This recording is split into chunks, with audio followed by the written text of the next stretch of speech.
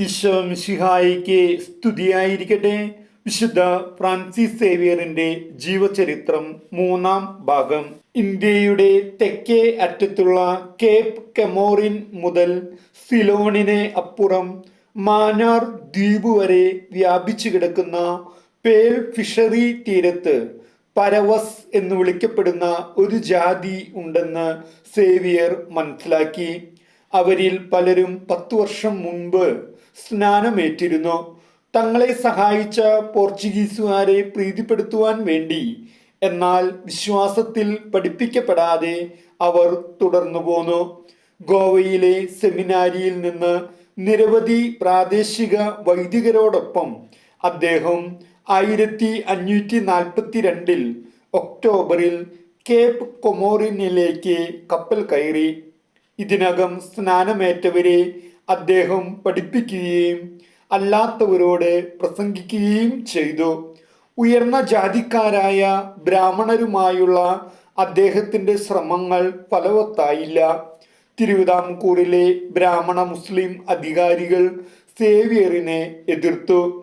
അവൻ്റെ കുടിൽ കത്തി നശിപ്പിക്കപ്പെട്ടു. ഒരിക്കൽ ഒരു വലിയ മരത്തിൻ്റെ ശിഖരങ്ങൾക്കിടയിൽ ഒളിച്ചു നിന്നുകൊണ്ട് അവൻ തൻ്റെ ജീവൻ രക്ഷിച്ചു.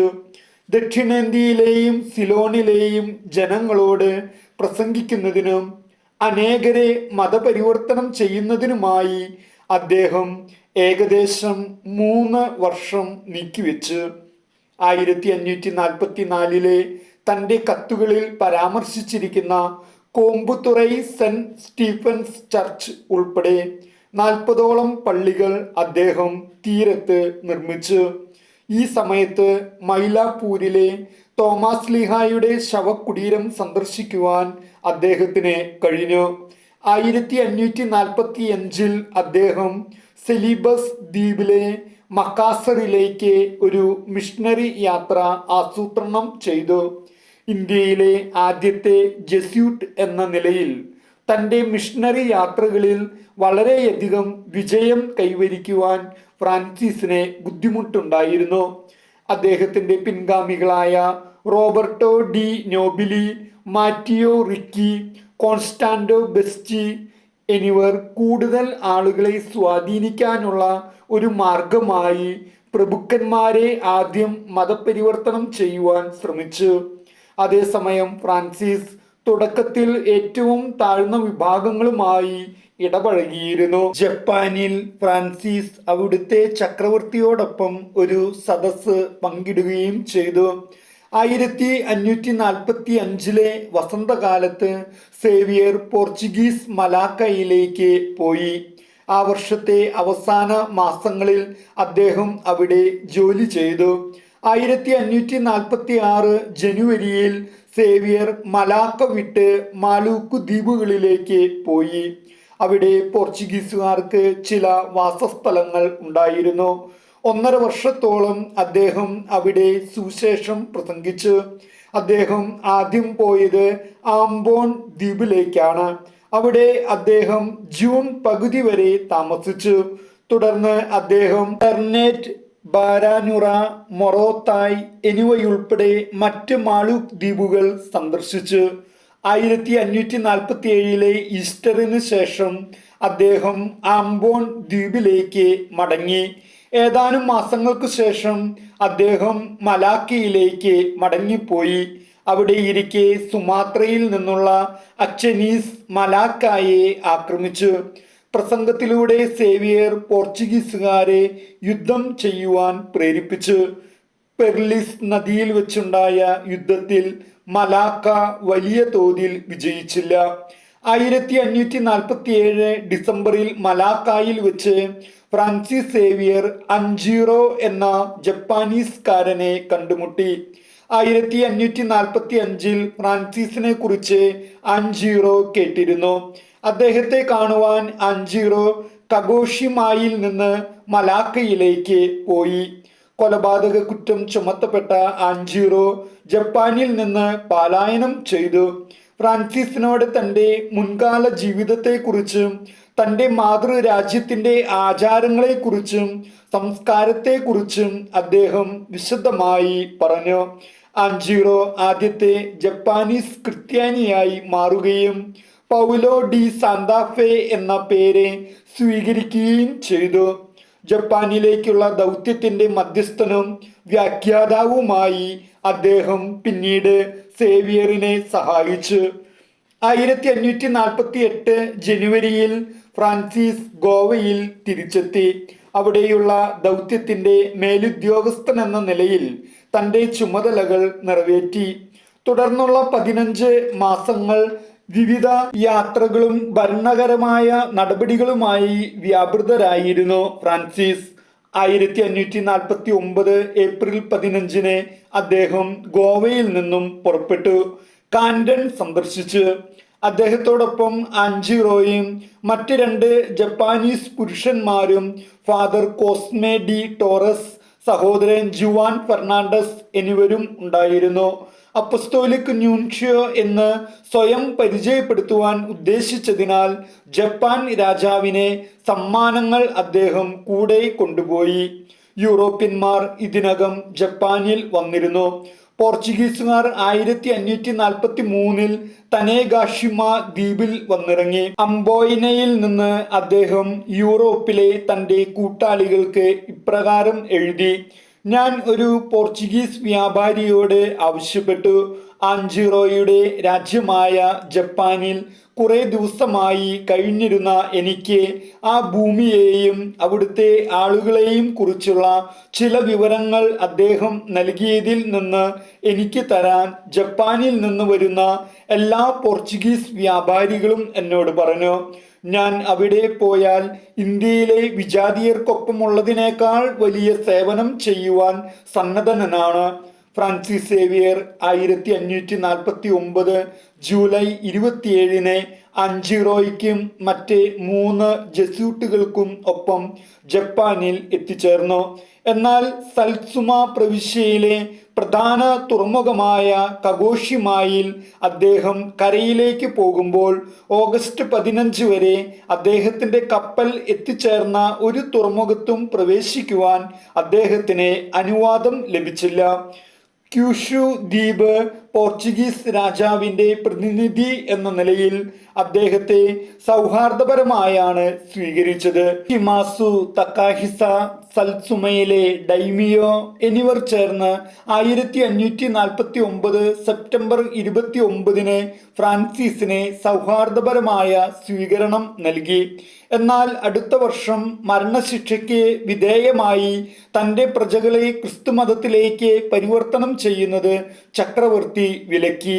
തുടർന്നുള്ള വർഷങ്ങളിൽ കഗോഷിമായിലെ ക്രിസ്ത്യാനികൾക്ക് ഒരു മതബോധനവും നൽകാനായില്ല.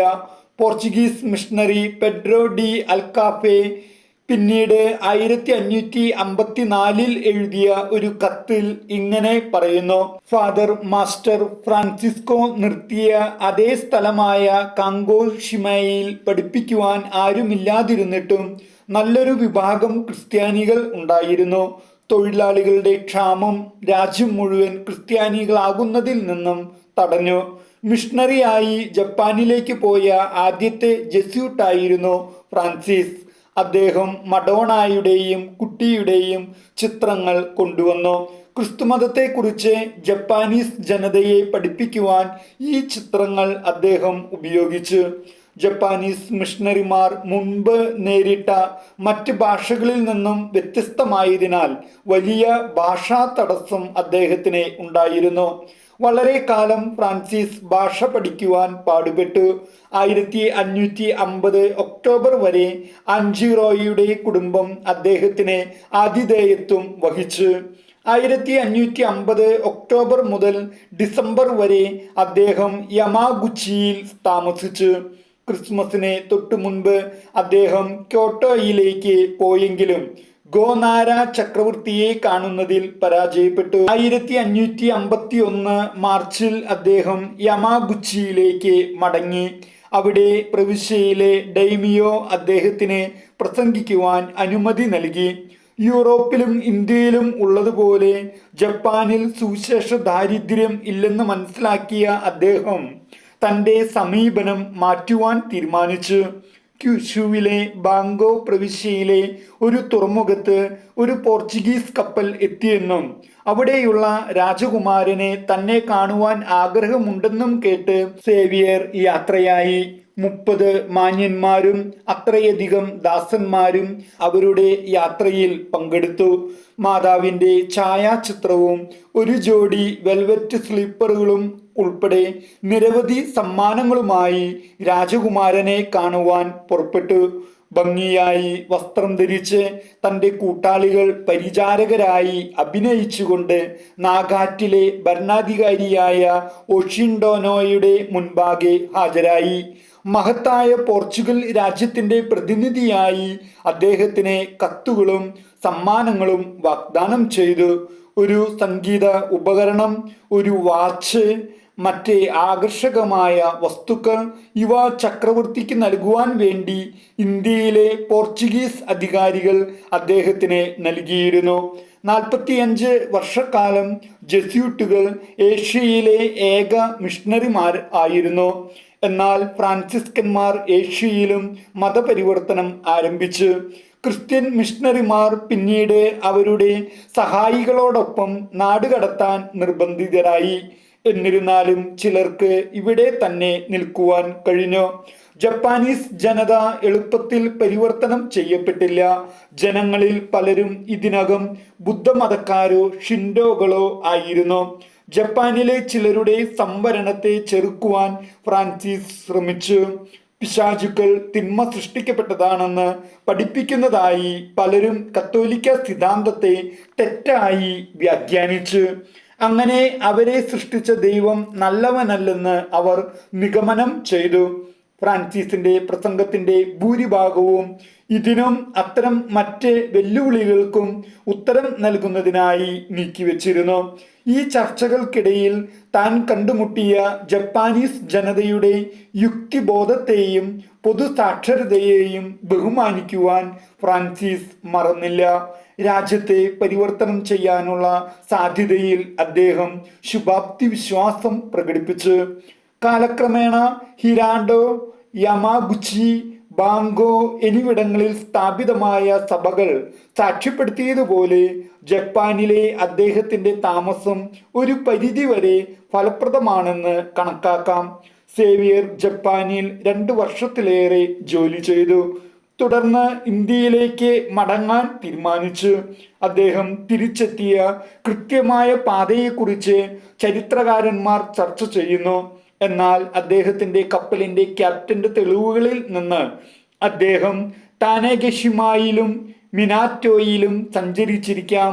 ഡൈമിയോയുടെ ശത്രുത കാരണം കഗോഷിമ ഒഴിവാക്കിയെന്നും വിലയിരുത്തപ്പെടുന്നു. ജപ്പാനിൽ നിന്ന് ഇന്ത്യയിലേക്കുള്ള അദ്ദേഹത്തിൻ്റെ യാത്രക്കിടെ ഒരു കൊടുങ്കാറ്റ് അദ്ദേഹത്തെ ചൈനയിലെ ഗ്യാങ്ടോങ്ങിലെ ഗ്യാങ് ഷൌവിനടുത്തുള്ള ഒരു ദ്വീപിൽ കപ്പൽ നിർത്താൻ നിർബന്ധിച്ചു. അവിടെ അദ്ദേഹം കൊച്ചിയിൽ നിന്നുള്ള ഒരു ധനിക വ്യാപാരിയും പഴയ സുഹൃത്തുമായ ഡിയാഗോ പെരേരയെ കണ്ടുമുട്ടി. ഗ്യാങ്ഷുവിലെ പോർച്ചുഗീസ് തടവുകാരനിൽ നിന്നുള്ള ഒരു കത്ത് പെരേര അദ്ദേഹത്തിനെ കാണിച്ചു. അവർക്ക് വേണ്ടി ജിയാജിങ് ചക്രവർത്തിയോട് സംസാരിക്കുവാൻ ഒരു പോർച്ചുഗീസ് അംബാസഡറെ ആവശ്യപ്പെട്ടു. പിന്നീട് യാത്രക്കിടയിൽ 1551 ഡിസംബർ 27 അദ്ദേഹം മലാക്കായിൽ എത്തി. 1552 ജനുവരിയിൽ ഗോവയിലേക്ക് തിരിച്ചെത്തി. ഏപ്രിൽ 17 അദ്ദേഹം ഡിയാഗോ പെരേരയോടൊപ്പം സാന്താക്രൂസ് കപ്പലിൽ ചൈനയിലേക്ക് വീണ്ടും യാത്ര തിരിച്ചു. പോർച്ചുഗൽ രാജാവിൻ്റെ അംബാസഡറായി പെരേരയും അപ്പസ്തോലിക് ന്യൂൻഷ്യോ എന്ന് സ്വയം പരിചയപ്പെടുത്താനും അദ്ദേഹം പദ്ധതിയിട്ടു. എന്നാൽ ഒരു അപ്പസ്തോലിക് ന്യൂൻഷ്യോ എന്ന നിലയിലുള്ള തൻ്റെ സാക്ഷ്യപത്രങ്ങൾ താൻ മറന്നുപോയെന്ന് അദ്ദേഹം മനസ്സിലാക്കി. മലാക്കായിൽ തിരിച്ചെത്തിയപ്പോൾ തുറമുഖത്തിൻ്റെ മേൽ പൂർണ്ണ നിയന്ത്രണമുള്ള ക്യാപ്റ്റൻ അൽവാരോ ഡി അറ്റാഡെ ഗാമ അദ്ദേഹത്തെ നേരിട്ടു. നൻസിയോ എന്ന തൻ്റെ പദവി അംഗീകരിക്കുവാൻ ക്യാപ്റ്റൻ വിസമ്മതിച്ചു. അംബാസഡർ പദവിയിൽ നിന്ന് രാജിവെക്കുവാൻ പെരേരയോട് അദ്ദേഹം ആവശ്യപ്പെട്ടു. കപ്പലിനെ പുതിയ ജീവനക്കാരെ നിയമിച്ചു. ചൈനീസ് ചക്രവർത്തിക്കുള്ള സമ്മാനങ്ങൾ മലാക്കയിൽ ഉപേക്ഷിക്കുവാൻ ആവശ്യപ്പെട്ടു. 1552 ആഗസ്റ്റ് അവസാനത്തോടെ സാന്താക്രൂസ് ചൈനയുടെ തെക്കൻ തീരത്ത് നിന്നും 14 കിലോമീറ്റർ അകലെ ഗ്യാങ്ഡോങ്ങിലെ തായ്ഷാന് സമീപം 200 കിലോമീറ്റർ തെക്ക് പടിഞ്ഞാറായി സ്ഥിതി ചെയ്യുന്ന ചൈനീസ് ദ്വീപായ ഷാങ്ചുവാനിൽ എത്തി. ഈ സമയത്ത് ഒരു ജെസ്യൂട്ട് വിദ്യാർത്ഥി അൽവാരോ ഫെരേര, അന്റോണിയോ എന്ന ചൈനക്കാരൻ, ക്രിസ്റ്റഫർ എന്ന മലബാർ സേവകൻ എന്നിവർ മാത്രമാണ് അദ്ദേഹത്തോടൊപ്പം ഉണ്ടായിരുന്നത്. നവംബർ പകുതിയോടെ ഒരു വലിയ തുകയ്ക്ക് പകരമായി തന്നെ പ്രധാന ഭൂപ്രദേശത്തേക്ക് കൊണ്ടുപോകുവാൻ ഒരാൾ സമ്മതിച്ചതായി അദ്ദേഹം ഒരു കത്ത് അയച്ചു. അൽവാരോ ഫെരേരയെ തിരിച്ചയച്ച അദ്ദേഹം അന്റോണിയോയ്ക്കൊപ്പം തനിച്ചായി. 1552 ഡിസംബർ 3 ചൈനയിലെ തായ്ഷാനിലെ ഷാങ്ചുവാൻ എന്ന സ്ഥലത്ത് വെച്ച് ചൈനയിലെ പ്രധാന ഭൂപ്രദേശത്തേക്ക് കൊണ്ടുപോകുന്ന ഒരു ബോട്ടിനായി കാത്തിരിക്കുന്നതിനിടെ പനി ബാധിച്ച് ഫ്രാൻസിസ് സേവിയർ മരിക്കുമ്പോൾ അദ്ദേഹത്തിന് 46 വയസ്സായിരുന്നു പ്രായം. ഗ്യാങ്ഡോങ്ങിലെ തായ്ഷാനിലെ ഷാങ്ചുവാൻ ദ്വീപിലെ കടൽ തീരത്താണ് സേവിയറിനെ ആദ്യം സംസ്കരിച്ചത്. അദ്ദേഹത്തിന്റെ മൃതദേഹം 1553 ഫെബ്രുവരിയിൽ ദ്വീപിൽ നിന്ന് കൊണ്ടുപോവുകയും 1553 മാർച്ച് 22 പോർച്ചുഗീസ് മലാക്കായിലെ സെന്റ് പോൾസ് പള്ളിയിൽ താൽക്കാലികമായി സംസ്കരിക്കുകയും ചെയ്തു. പള്ളിയിലെ ഒരു തുറന്ന ശവക്കുഴിയാണ് ഇപ്പോൾ സേവിയറിനെ സംസ്കരിച്ച സ്ഥലത്തെ അടയാളപ്പെടുത്തുന്നത്. പെരേര ഗോവയിൽ നിന്നും മടങ്ങിയെത്തി. 1553 ഏപ്രിൽ 15 മൃതദേഹം പുറത്തെടുത്ത് തൻ്റെ വീട്ടിലേക്ക് മാറ്റി. 1553 ഡിസംബർ 11 സേവിയറിന്റെ മൃതദേഹം ഗോവയിലേക്ക് അയച്ചു. 1637 ഡിസംബർ 2 ഒരു വെള്ളി പെട്ടിയിൽ പൊതിഞ്ഞ പേടകത്തിലേക്ക് മൃതദേഹം മാറ്റി. ഗോവയിലെ ബോം ജീസസ് ബസലിക്കയിലാണ് ഇപ്പോൾ ഈ പേടകം സൂക്ഷിച്ചു വെച്ചിട്ടുള്ളത്. വിശുദ്ധ ഫ്രാൻസിസ് സേവിയറിന്റെ ജീവിതത്തിൽ നിന്നുള്ള വ്യത്യസ്ത എപ്പിസോഡുകൾ ചിത്രീകരിക്കുന്ന 32 വെള്ളി തളികകൾ പേടകത്തിന്റെ 4 വശങ്ങളിലുമായി ഉണ്ട്. വിശുദ്ധ ഫ്രാൻസിസ് സേവിയറിന്റെ ഭൗതിക ശരീരത്തിന്റെ ചില ഭാഗങ്ങൾ ലോകത്തിന്റെ വിവിധ ഭാഗങ്ങളിലെ പള്ളികളിലേക്ക് മാറ്റപ്പെട്ടു.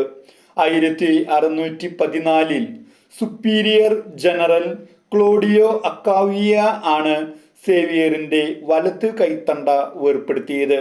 റോമിലെ പ്രധാന ജെസ്യൂട്ട് ദേവാലയമായ ഇൽഗസിലുള്ള ഗെസ്യു പള്ളിയിൽ ഒരു വെള്ളി പേടകത്തിൽ ഇത് സൂക്ഷിച്ചു വച്ചിരിക്കുന്നു. സേവിയറിന്റെ കയ്യിലെ മറ്റൊരു അസ്ഥി മക്കാവുവിൽ കൊണ്ടുവന്നു. അവിടെ അത് ഒരു വെള്ളി പാത്രത്തിൽ സൂക്ഷിച്ചു. ഈ തിരുശേഷിപ്പ് ജപ്പാന് വേണ്ടിയുള്ളതായിരുന്നു. എന്നാൽ അവിടെയുള്ള മതപരമായ പീഡനങ്ങൾ അത് മക്കാവു കത്തീഡ്രൽ ഓഫ് സെന്റ് പോൾസിൽ സൂക്ഷിക്കുവാൻ പള്ളിയെ പ്രേരിപ്പിച്ചു. ഇത് പിന്നീട് സെന്റ് ജോസഫിലേക്കും 1978 കൊളോൺ ദ്വീപിലെ സെന്റ് ഫ്രാൻസിസ് സേവിയറിന്റെ ചാപ്പലിലേക്കും മാറ്റി. അടുത്തിടെയാണ് തിരുശേഷിപ്പ് സെന്റ് ജോസഫ് പള്ളിയിലേക്ക് വീണ്ടും മാറ്റിയത്. സിഡ്നിയിലെ സെന്റ് മേരീസ് കത്തീഡ്രലിൽ സെന്റ് ഫ്രാൻസിസ് സേവിയറിന്റെ വലത്തു കൈയിൽ നിന്നുള്ള ഒരു തിരുശേഷിപ്പ് പ്രദർശിപ്പിച്ചിരിക്കുന്നു. 2006 അദ്ദേഹത്തിന്റെ 500ാം ജന്മവാർഷിക ദിനത്തിൽ ചൈനയിലെ കമ്മ്യൂണിസ്റ്റ് ഭരണത്തിൻ കീഴിൽ വർഷങ്ങളോളം അവഗണനയ്ക്ക് ശേഷം നശിച്ചുപോയ ഷാങ്ചുവാൻ ദ്വീപിലെ സേവിയർ ടോംബ് സ്മാരകവും ചാപ്പലും ജെസ്യൂട്ട് ഹൈസ്കൂളായ വയാൻ കോളേജിലെ പൂർവ്വ വിദ്യാർത്ഥികളുടെ പിന്തുണയോടെ പുനഃസ്ഥാപിച്ചു. 2017 ഡിസംബർ മുതൽ 2018 ഫെബ്രുവരി വരെ Catholic Christian outreach Jesuit, Ottawa അതിരൂപത എന്നിവയുടെ സഹകരണത്തോടെ സേവിയറിന്റെ വലത്തു കൈത്തണ്ട കാനഡയിലുടനീളം പര്യടനം നടത്തുവാൻ കൊണ്ടുവന്നു.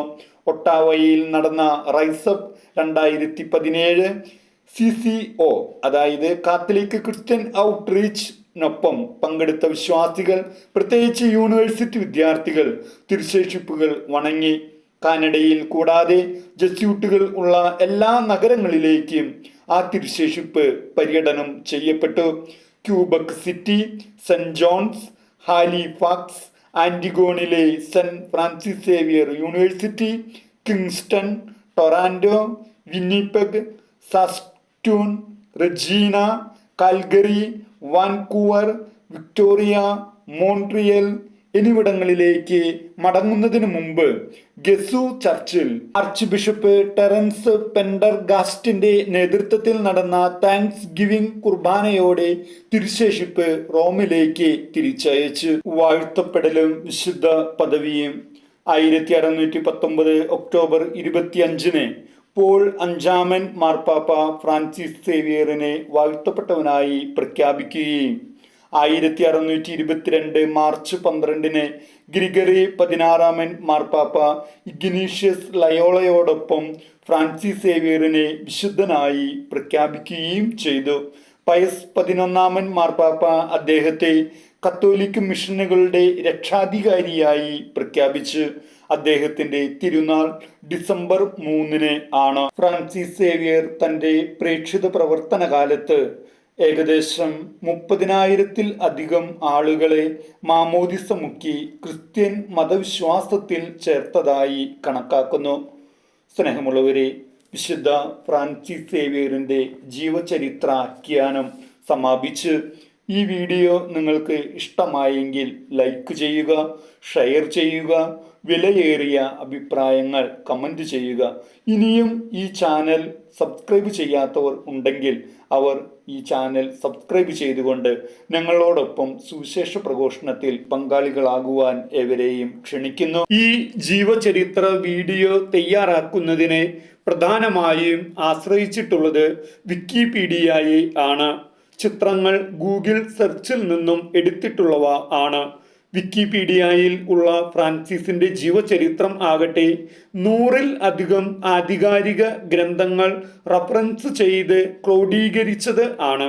ആ റഫറൻസ് ഗ്രന്ഥങ്ങൾ ഇത് തയ്യാറാക്കുന്നതിന് ഞാൻ പരിശോധിക്കുക ഉണ്ടായിട്ടുണ്ട്. ബാസ്ക് ഭാഷയിലാണ് ഫ്രാൻസിസിന്റെ യഥാർത്ഥ ജീവചരിത്രം രചിക്കപ്പെട്ടിട്ടുള്ളത്. അത് പിന്നീട് ലാറ്റിൻ ഭാഷയിലേക്ക് തർജ്ജമ ചെയ്യപ്പെട്ടു. ബാസ്ക് ഭാഷയിൽ ഉള്ള പല വാക്കുകൾക്കും ലാറ്റിൻ ഭാഷയിൽ സമാന പദം ഇല്ല. അതിനാൽ ഏകദേശം അർത്ഥം വരുന്ന പദങ്ങളാണ് ലാറ്റിൻ ഭാഷയിലുള്ള ഫ്രാൻസിസിന്റെ ജീവചരിത്രം തയ്യാറാക്കുന്നതിന് അക്കാലത്ത് ഉപയോഗിക്കപ്പെട്ടിട്ടുള്ളത്. ഫ്രാൻസിസിന്റെ കുടുംബ ബന്ധങ്ങൾ സൂചിപ്പിക്കുന്നിടത്താണ് ഈ പദം ഇല്ലായ്മയുടെ പ്രശ്നം കൂടുതലായി വന്നിട്ടുള്ളത്. ലാറ്റിനിൽ നിന്നും ഇംഗ്ലീഷിലേക്കും ഇംഗ്ലീഷിൽ നിന്ന് മലയാളത്തിലേക്കും ഫ്രാൻസിസിന്റെ ജീവചരിത്രം തർജ്ജമ ചെയ്യപ്പെട്ടു. വിക്കിപീഡിയയിൽ സൂചിപ്പിച്ചിട്ടുള്ള റഫറൻസ് ഗ്രന്ഥങ്ങൾ ഈ ചരിത്ര ആഖ്യാനത്തിന് വേണ്ടി ഇന്റർനെറ്റിലെ മലയാളം ട്രാൻസ്ലേറ്റർ ഉപയോഗിച്ച് വായിക്കുകയും പ്രിന്റ് നോട്ടും ഹാൻഡ് നോട്ടും തയ്യാറാക്കുകയും ചെയ്തിട്ടാണ് വിക്കിപീഡിയയിൽ കൊടുത്തിട്ടുള്ള ചരിത്രം ശരിയാണെന്ന് ഞാൻ ഉറപ്പുവരുത്തിയത്.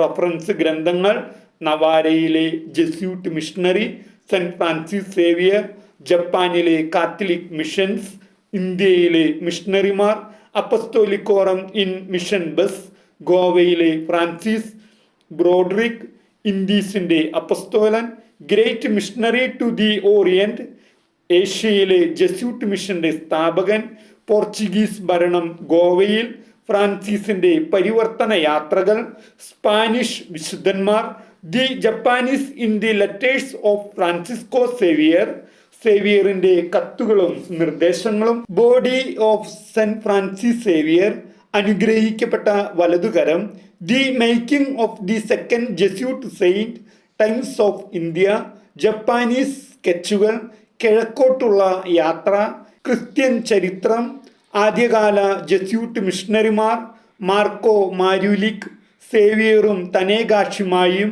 ഇത്രയും ഗ്രന്ഥങ്ങളിൽ നിന്നുള്ള വിവരണങ്ങൾ ഈ ചരിത്ര വീഡിയോയിൽ ഉൾച്ചേർത്തിട്ടുണ്ട്. സ്നേഹമുള്ളവരെ, വിശുദ്ധ ഫ്രാൻസിസ് സേവിയറിന്റെ ജീവചരിത്രം തയ്യാറാക്കുന്നതിന് വേണ്ടി ഇത്തരം ഗ്രന്ഥങ്ങൾ എനിക്ക് വായിക്കുവാനും പഠിക്കുവാനും മനസ്സിലാക്കുവാനും സാധിച്ചതിന് ഈശോയോട് ഞാൻ നന്ദി പറയുകയാണ്. ഒപ്പം തന്നെ ശാസ്ത്ര സാങ്കേതിക രംഗത്തെ മുന്നേറ്റത്തിൽ ഞാൻ അഭിമാനം കൊള്ളുകയാണ്. കാരണം നമുക്ക് അപ്രാപ്യമായ ഗ്രന്ഥങ്ങൾ ഗൂഗിൾ സെർച്ച് വഴി കണ്ടെത്തി അവ മനസ്സിലാക്കുവാനും അവ മലയാളത്തിലേക്ക് മാതൃഭാഷയിലേക്ക് ട്രാൻസ്ലേറ്റ് ചെയ്ത് അത് എഴുതിയെടുക്കുകയോ അല്ലെങ്കിൽ പ്രിന്റ് നോട്ട് തയ്യാറാക്കുകയോ ഒക്കെ ചെയ്യുവാൻ വലിയ സഹായമാണ് ഇൻ്റർനെറ്റ് വഴി ഈ വീഡിയോ, ചരിത്ര ആഖ്യാന വീഡിയോ തയ്യാറാക്കുന്നതിന് എനിക്ക് ഉപകാരപ്പെട്ടിട്ടുള്ളത്. നിങ്ങളും ഇതുപോലെ തന്നെ നമ്മൾക്ക് ആവശ്യമുള്ള വിശുദ്ധന്മാരുടെ ജീവചരിത്രമോ മറ്റു കാര്യങ്ങളൊക്കെ ക്രൈസ്തവപരമായും ആത്മീയമായി നമ്മൾ വളരുവാൻ നമ്മൾ ഈ ആധുനിക വാർത്താ മാധ്യമങ്ങൾ നമ്മെ സഹായിക്കും. നമ്മൾക്ക് ഈ അനാവശ്യമായി നമ്മൾ കമ്പ്യൂട്ടറിൻ്റെ മുമ്പിൽ അല്ലെങ്കിൽ മൊബൈലിൽ നമ്മുടെ ഗൂഗിൾ സെർച്ച് എടുത്ത് നമ്മൾ അനാവശ്യമായി കുറേ കാര്യങ്ങൾ ടൈപ്പ് ചെയ്യുമ്പോൾ നമ്മുടെ ആത്മാവിന് വേണ്ടുന്ന കാര്യങ്ങളും കൂടി ടൈപ്പ് ചെയ്തുകൊണ്ട് ആ പുസ്തകങ്ങൾ, ഗ്രന്ഥങ്ങൾ അത് വേറെ ഏതെങ്കിലും ഭാഷയിൽ ആയിക്കൊള്ളട്ടെ, അത് മലയാളം ട്രാൻസ്ലേറ്റർ കൊടുത്തു കഴിഞ്ഞാൽ നമുക്കത് മലയാളത്തിൽ വായിക്കുവാനുള്ള സംവിധാനം ഇന്നുണ്ട്. എല്ലാവരും തന്നെ അത്തരത്തിൽ അവനവരുടെ പേരിൻ്റെ വിശുദ്ധൻ ആരാണെന്ന് മനസ്സിലാക്കിക്കൊണ്ട് ആ വിശുദ്ധനെ കുറിച്ച് അറിയുവാനും പഠിക്കുവാനും ആ വിശുദ്ധന്റെ മാതൃക സ്വന്തം ജീവിതത്തിൽ പകർത്തുവാനും ശ്രമിച്ചു കഴിഞ്ഞാൽ എത്ര മനോഹരമാണ് ഒരു ക്രൈസ്തവൻ എന്നുള്ള ആ വിളി. ഏവരെയും ഈശോനാഥൻ സമൃദ്ധമായി അനുഗ്രഹിക്കട്ടെ എന്ന് പ്രാർത്ഥിക്കുന്നു.